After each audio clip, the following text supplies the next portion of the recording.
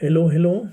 A bomber flying horizontally 3,600 feet above the ground and at 125 miles per hour drops a bomb on a target on the ground. Determine the distance before a target. The bomber has to release the bomb to hit it. Okay, this is projectile problem number 4. And it is number 4 because I have already done 3 more problems, but in Spanish. And I do it in English because apparently almost none of my audience in Spanish like this kind of math or physics problems. That's what I do it in English. I hope you enjoy it. I will go ahead to process or solve this problem. Okay, we're gonna solve the problem. They are asking us where a bomber has to release a bomb. Say this is the bomb, this is the bomber, this is the bomb. Where the bomber, the plane, has to release the bomb before the target. Because if the bomber releases the target on this vertical, the bomb is gonna be somewhere else, not on the target, it's gonna be gone beyond the target. So for that, because anything that is released from any plane, that something has to follow the force of the plane, but follow the force of gravity. So when the bomb is released from the plane, it has to follow two forces. The force of the speed that is taking the plane away from here and the force of gravity. At the end, the force of gravity is gonna be the strongest one. So it's dropped here, but the bomb won't fall here. It has to follow because it's pulled by the plane. Has to fall somewhere here. So the secret of the pilot is to know where exactly, at what distance before the target has to release the bomb in order to hit it. Okay, let's do it. For that, we have to use this formula. And first of all, we have to convert miles to feet. Miles per hour to feet per second. Okay, let's start 125. Okay, 125 miles per hour. This is an hour. Now we have to multiply it by feet, the equivalence of any mile. Any mile is 5,280 feet. That is 1 mile. We have to multiply it by an hour. 1 hour? What is 1 hour? It's 60 minutes. But 1 minute is equals to 60 seconds. Okay? That is the procedure we have to do in order to convert miles per hour to feet per second. Okay? So we have here hours and hours. Hours downstairs, hours upstairs, miles upstairs, miles downstairs, minutes downstairs, minutes upstairs. And we do the operation. 125 times this, 125 times 5,280 feet equals. Now we won't multiply by 1 because it's gonna be the same amount. Here 1 and 1, we won't do it. We won't divide by 1 because it's gonna be the same. So we have to divide by 60 and then divide by 60. Okay, divide by 60 and then divide by 60. And we say here, let's put it here. This is speed.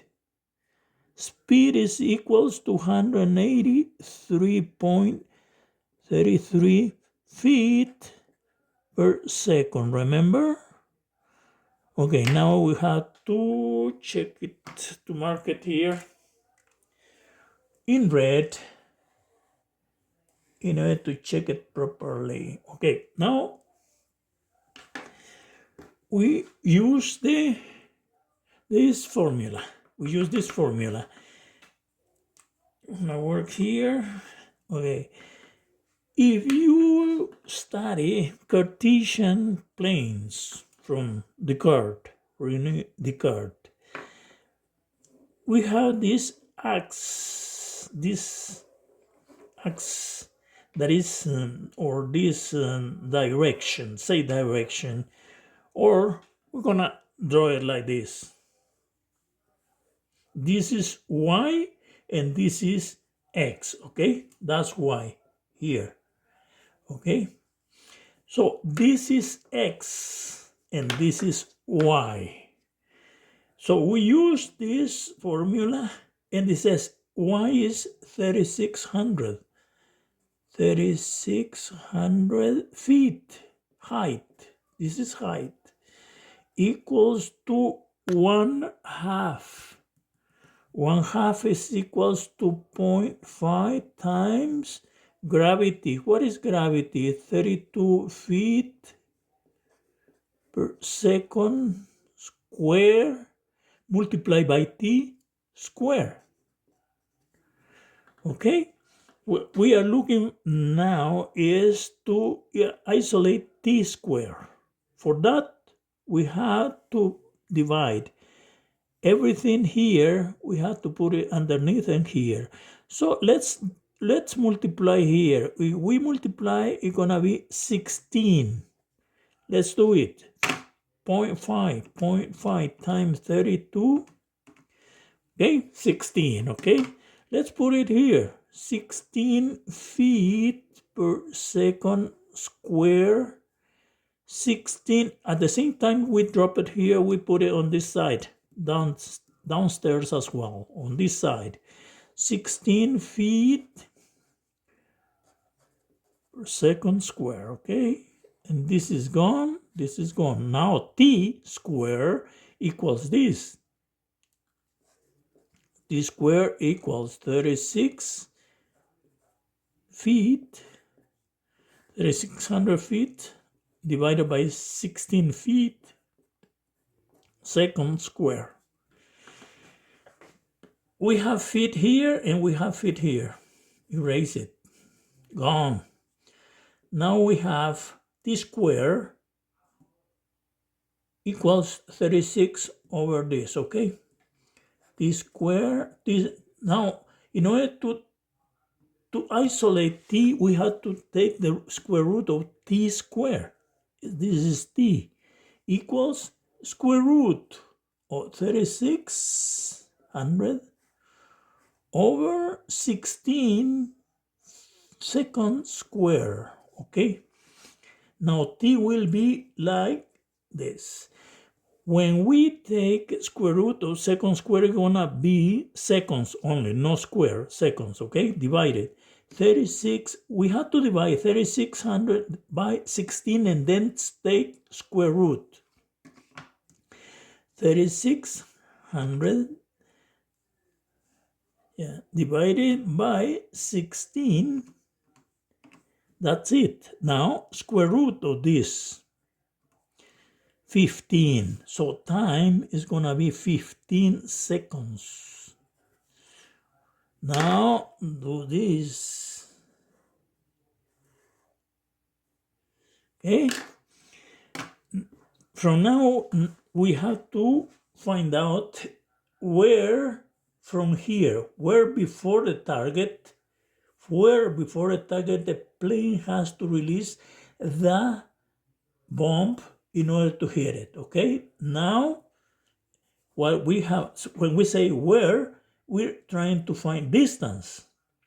Distance, and you know that distance is speed multiplied by time, okay? Where do we have the speed? Here. Where do we have the time? Here. Okay, now